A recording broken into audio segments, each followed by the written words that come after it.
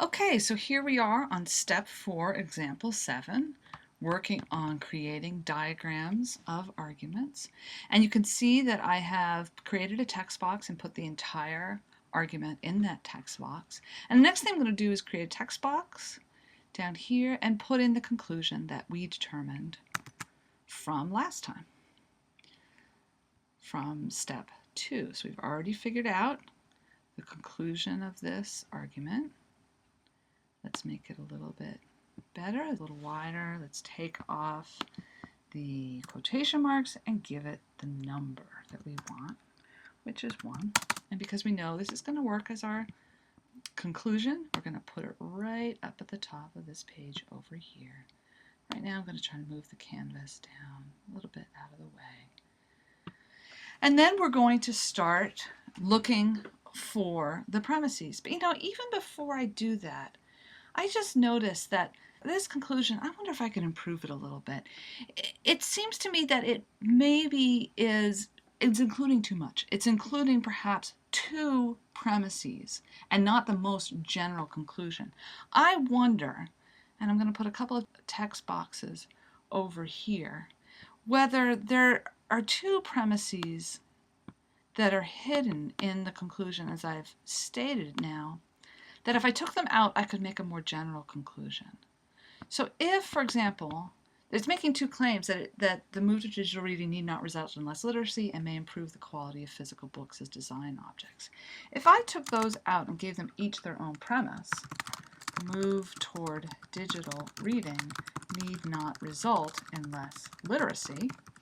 And over here, a different premise, 3, the move toward digital reading may improve the quality of physical books as design objects. Then I could make the conclusion a little bit more general and use those 2 claims as premises for it. The move toward digital reading could be a positive development for book lovers. You always want to make sure that your conclusion is a central, clear, specific idea and that you haven't mixed up the premises in the conclusion. So already, if I'm right about that, I know that this is going to be evidence for 1. Premise 2 is going to be evidence for 1, and premise 3 is going to be evidence for 1 as well. And as soon as I do that, I also notice that there are probably some unstated premise. How is 2 going to give evidence for 1? I need to say something about book lovers to make the claim about literacy in premise number 2 relevant. So let me do a couple more text boxes because I think I just found some unstated premises. Okay, 4. Book lovers value literacy. And if I need an unstated premise over here, I wonder if I need an unstated premise to go with 3 too. Let's call that 5. Book lovers value the quality of physical books. So let's go like this. Let's see if I go to the canvas and turn this to 2 aside. Does that give me any more space? Not too much. Okay, so I'm going to move this over here, this over here.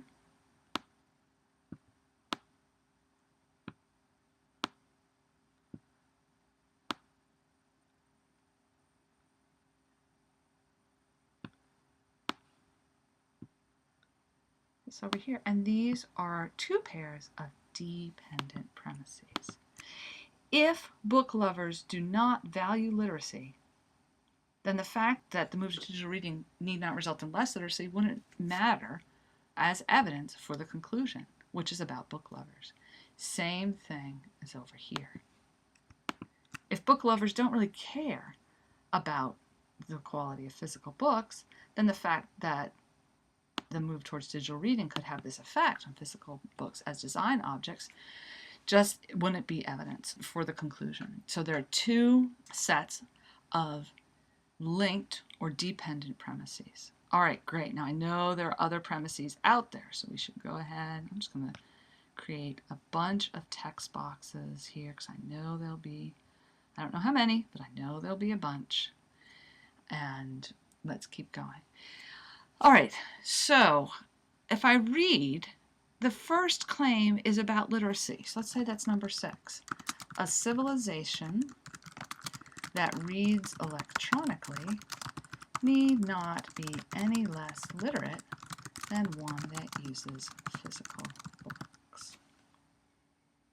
Let's make that a little wider. So this author is definitely using a claim about literacy and about the fact that you could become literate in a variety of ways. Already I see what that, why does the author claim that? Why does the author want to use that? How does the author want to use that claim? To give evidence for premise number 2. Therefore, the move towards digital reading need not result in less literacy. Okay? All right, let's keep going. See if there are other ones. Let's see. There's a claim here. Transition away from the printed page need not lessen our appreciation and love for printed books. That's a claim that the author makes. I'm just going to put that over here. I'm going to keep looking for some more. There's a variety of ways of doing this. You can get all the premises and then look for relationships. I like to do it a little bit as I go, or some combination. Hardbacks. Let's see, what is the author doing here? What's going on here? Hardbacks these days are disposable vessels. They're printed on every crappier paper with bindings that skew and crack. It seems to me there's an unstated premise that the author is going to provide evidence for here, which is that currently books are not made well, right? That's what there's all of these claims about bindings are going to support. So let me then go ahead and see what claims are made. Hardbacks are disposable. That can be a claim. Hardbacks are made on paper of low quality. And we're going to need some more here. Let's just put one more for the next. I think there's one more. Hardbacks have low quality bindings. Okay, now I know that this sub-argument is going to look something like this. Right? These are all premises that are independently giving evidence for 8. I don't know yet where 8's going to fit, but I'm really sure that these are all giving evidence for the unstated premise of 8. How do I know that they're independent? If any one of these is not true, say hardbacks are made on great quality paper, so say 10 is not true, 9 and 11 can still work. They can still function. Okay, and that's important. So they are independent of each other. Now, currently books are not made well. Where is that going to fit? Well, it seems as we go on here, I think there's another premise that's stated, although I'm going to rephrase it. If we do most of our reading on screen, we may start improving the quality of physical books. Okay? So that's a claim. And it seems to me that 8 and 12 are functioning together. Right? Currently books are not made well, but if we do this action, we may start improving the quality of physical books, which gives evidence for 3. Now, if today currently books are made well, if 8 is false, then 12 doesn't really matter, and 12 wouldn't give evidence to 3. So I think these two are dependent. Let's highlight this.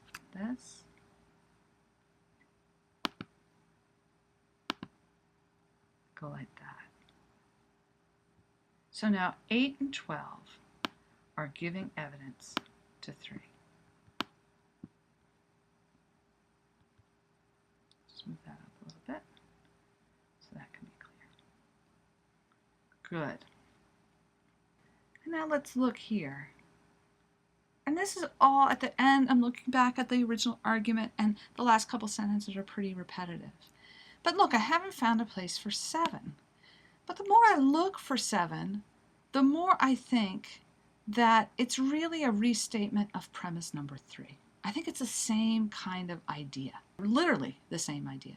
The move towards digital reading may improve the quality, need not lessen our appreciation and love for printed books. So I think that's the same. I don't think I need 7. I'm going to delete it. And now I look over my diagram, and I think I've included every claim that the author is using. I think the conclusion is better than the one I found in step 2, honestly. And I think this is a good snapshot of the structure of this particular argument. So I think we're done. That's good.